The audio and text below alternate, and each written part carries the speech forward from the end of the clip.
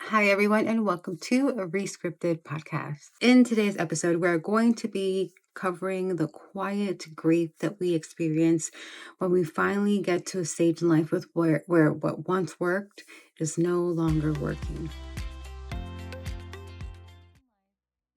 And that's the kind of grief that nobody really prepares you for, right? Because it doesn't come from a crisis. It doesn't come from some type of breakdown that you had. It really comes quietly. And it comes when you're in the middle of something that you've been doing and it's been working so greatly. And all of a sudden, one day you wake up and you realized there's got to be more, and you start to realize that what you've been doing, you've kind of outgrown. And now what? Now what are you going to do? Because now you feel like this is the system that you've been operating on, and this is what has gained you success. So, how is it the thing that's causing friction in your life now? So, let's get into that. Okay, so this little internal grief that you're feeling, it's what I've coined to be internal constraint. And it is when you feel that there's not the same balance, not the same equilibrium going on in your life as you once had it. But you don't really know what happened, what changed, where to detect it from because it came out of nowhere. But all of a sudden, everything that once worked doesn't seem to be working anymore. And to know if that's something that came from failure or if it's something that came from growth, then there's a different way to distinguish that. And we're going to walk through that today because a lot of times we think we're broken and a lot of times we think that we failed. And actually, that's not the case. There's just an internal dial that's changing and it's evolving and it's making you grow. But your systems can't stay the same. And that's where that friction is coming from. Your internal is letting you know that some things has to change because some things have already changed. And an easy way to distinguish whether you're broken or whether you're just growing is to be able to see the system and how you operated prior. Has it collapsed? Is it not functionable anymore? Or are you still able to gain results through it? If it's still a viable way of operating, then the system's not broken. Then it just means that you've outgrown it. And I know it's hard because sometimes we're kind of married to a system, right? Because it worked. It developed us. It allows us to gain our experience. It allowed us to enjoy doing what we love to do, right? A lot of us are in a profession that we truly enjoy, but you get to a point where you're able to see what you love about it. And then you're able to see the things that you would change. And it takes you a season of learning and developing and growing and developing that system to be second nature to you, right? And then that becomes just free flowing. Life becomes easy. Your results are kind of just coming in naturally. And then you get to a point where you look at and you're able to see the things that stand out so much more of the things that you would change. You know what I mean? Like there's things that you love about it and there's great success and you're able to see what's actually working and what's functionable. But then you're able to see the components that need to be elevated, that need to be enhanced, right? And you try to do it, but the corporation or the organization isn't really ready to change, right? So they're enjoying what they're getting because results is the most important thing, and as long as you're getting results, then why change it? But there's something inside of you. There's something inside of you that says, no, the things, the pieces to this puzzle that need to be adjusted are becoming more and more prominent to me. And it's actually affecting how I feel about my success now. It's almost like you're having this conscious internally saying like, it can be done better and we need to make it better. And at that point, there's that friction because you're almost having to go against the grain to be able to start producing results in a way that is more aligned with you. And what's happening in that very precise moment, if you experienced it, it's you get into something and your career could be a mother, being a housewife, being somebody who is really managing your home. It doesn't really have to be in the workforce, right? You don't have to be part of a corporation. Your home itself could be your corporation. But you get to a moment in life where you're just like, something's got to change. The rhythm is just really not going to get us to the next level. And you heard that so much before. The same success that got you from point A to point B isn't going to be the same strategy that's going to get you from point B to point C. And when you're in this precise stage, and a lot of times you're already in your high position, right? You're an executive, you are running the show to some degree. And then you realize, I can't keep functioning this way. Something's got to give. This is not fulfilling me anymore. And that very moment is the moment that your voice is birthed. See, what's happening internally is that all of us, to some degree, we operate off of a system, right? Some system, any system, because systems give us structure. Structures give us predictability. And that's what allows us to plan. That's what allows us to see what is progress, that takes place. What does progress look like? How long does it really take? So structure is not bad. Order is definitely not bad. We all like it. And to some degree, we all need structure. We all want, something that gives us systematic order so that we can move and be able to be effective. It's natural. What's not natural is then allowing that system to be your identity. And that's what it's falling into, is that now you're looking at it as almost like the mechanics, like you're almost just making your identity the engine of your results instead of being the reason behind the results. And that's what it is. You learn the engine of how to do something, right? You know the structure, you know the order, you know how to get the results. But what's missing is a part of you that really fell in love with why you got into this anyway. And it wasn't just for results. You did want to make an impact. You did want to make a change, but there's something a little deeper. There's something that feeds you a little bit more than just the results. And as life has it, a lot of the things that we enjoy is not always the end of it. It's always the journey of something. So when you're robbing your journey of all the beautiful moments that you're able to produce something that's so beautiful, and all you're worried about is how to execute to get a result, you're almost removing yourself out of it, and you're allowing the mechanical structure to be how you operate, and forget that that structure is supposed to be in support of what you do, not what your identity is. And this is truly why it's so prominent in high achievers, because you've learned the system, right? You've mastered how to get your results and you've honored it well. And you've almost become addicted to those results, right? Because you're always achieving, you're always meeting those like performance metrics. So you're constantly getting rewarded. And then one day you get to a point where it doesn't feel the same. Those rewards don't really fulfill you the same way. The satisfaction that you get from it is just starting to feel a little dull, a little, worn down. And even like the motivation to keep going, it starts to fade because you're realizing there's something missing. I don't know what it is, but I don't feel so fulfilled from it anymore. And what you're starting to realize is it's starting to make you feel like a fraud a little bit, because yes, you can get these results, but you know that there's something else that should be poured into this that isn't. And now you're able to see what's lacking more than you're able to see what's being rewarded. And with that kind of friction that happens, that's that internal constraint where you're just like, am I being truthful to myself? Like, can I really just, deliver the way that I want to deliver? And you start to go down the list of questions and assessing yourself and thinking, is this some type of like crisis of conscience that you're coming to, that you really just, you need to do things right. It's not just about getting the results, but you want to do it in the way that isn't in alignment with what you really need to do, with what your intuition is telling you is appropriate steps to take. Because once your identity evolves, it no longer feels good complying with just being a system. You need to add more to it. And when you get to this fork in the road and you feel like you get to the point where you have to make a decision.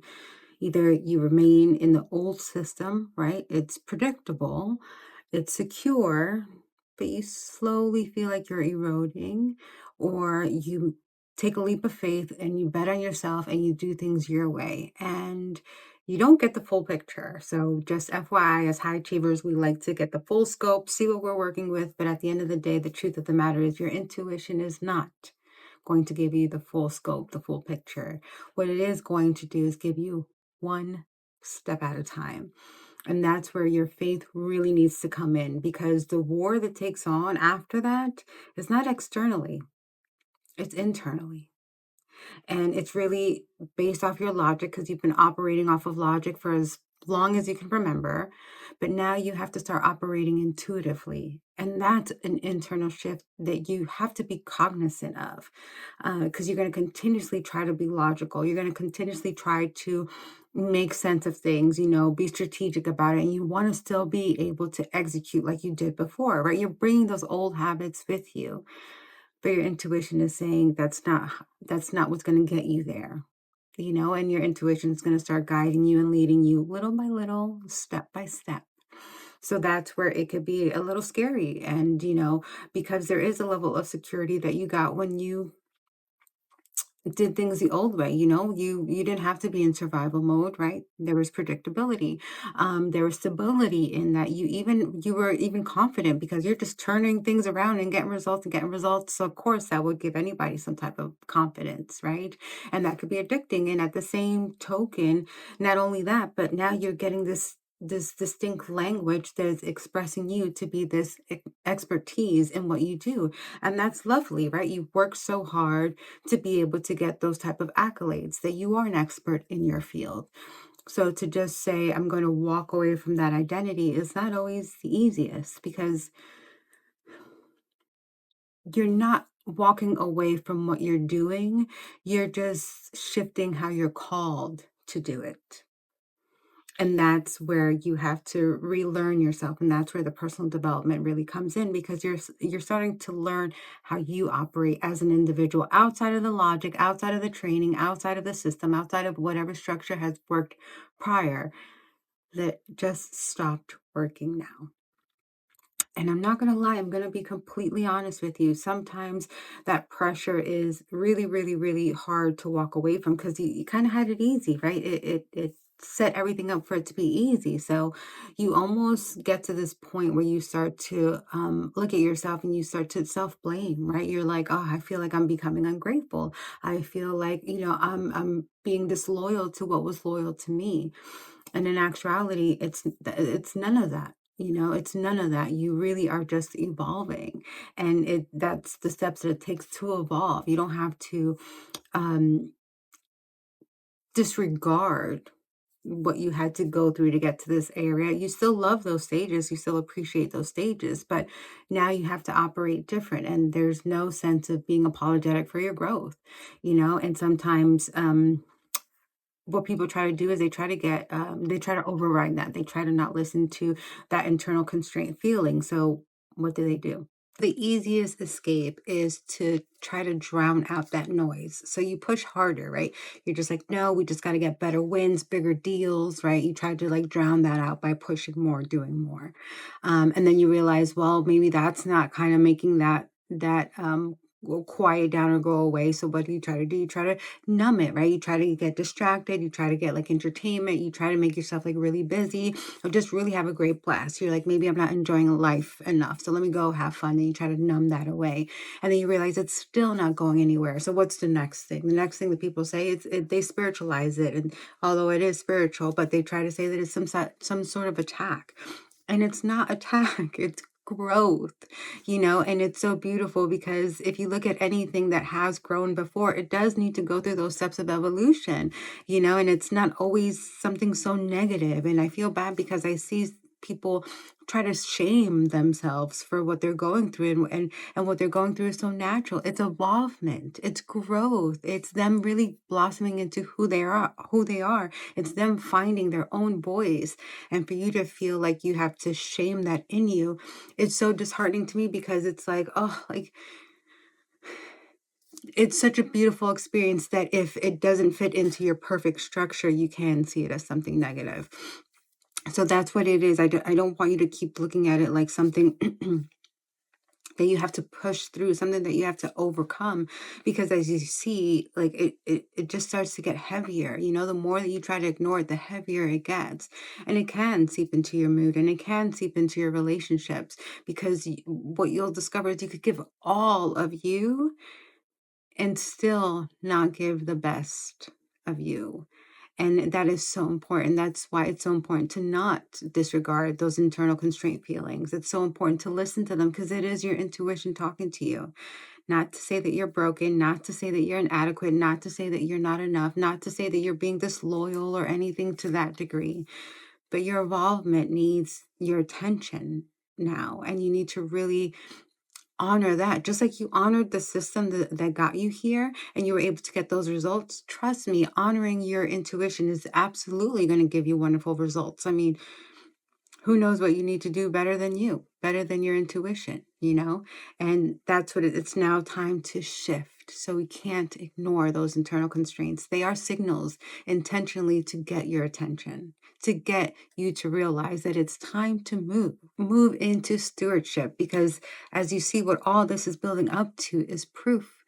It's proof that you are called to go into a different role. And it's going to be really important for you to be able to have a strong discernment in this new role, because you're always going to be battling those two things, your logic and your intuition, because success is always going to ask the question of how can we keep this growing? How can we keep this going? How can we continue to get results? There's nothing wrong with that, right? That is the system. That is the order. But as a steward, you're asking yourself the question of what am I being entrusted with?